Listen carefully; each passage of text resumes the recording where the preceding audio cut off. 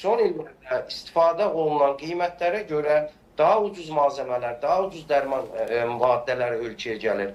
Avropa, Amerika şirkətləri, dərman şirkətlərindən danışıram.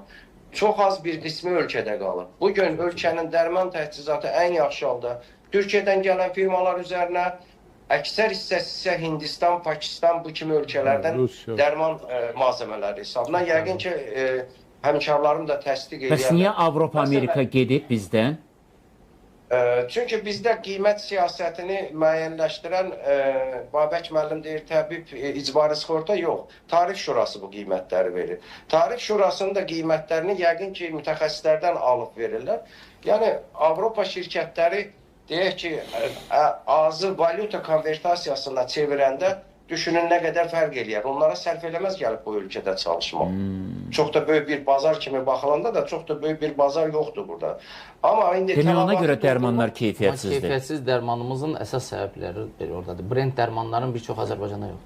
Demək keyfiyyətsiz Azərbaycandan gediblər. Eyni zamanda bunu biz keçirsək tibbi məsrəf materiallarına, onların da əksəriyyəti Hindistan, Çin, Pakistan belə ölkələrdən gələn malzemələrdir. Avropa, Amerika məhsulları baha başa gəlir və onu ölkəyə gəlişi bu qiymətlərlə gəlib istifadə olunması, amma əl altında olması lazımdır. İkinci ən böyük problemlərdən də biri nədir?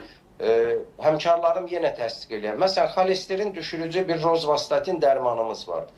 Eyni adda 50-dən çox firmanın dərmanı var bazarda. Səhiyyə Nazirliyi bunlara niyə icazə verməlidir? Eyni götürək B qrup vitamini olsun, ağrı kəsici olsun. Eyni adda nə ehtiyac var ki, 30-40 adda firma gətirsin bunu? Nə ehtiyac var?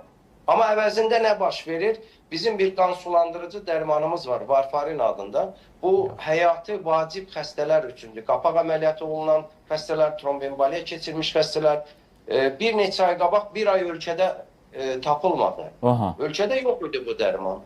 Amma səhiyyə planlama eləməlidir ki, mənim Varfarindən başqa bir alternativim də olsun. Bax, planlama budur. Bunu da getməlidir statistika üzərindən. Sən ölkəndəki əməliyyat siyasını, xəstəlik siyasını çıxar.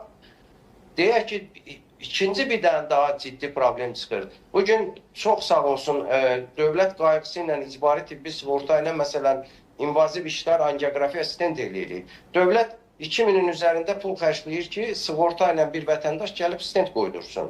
Amma bunun bəsit 3 manat 50 qəpiyə aspirini dövlət təmin eləməlidir ki, bu stent tutulmasın.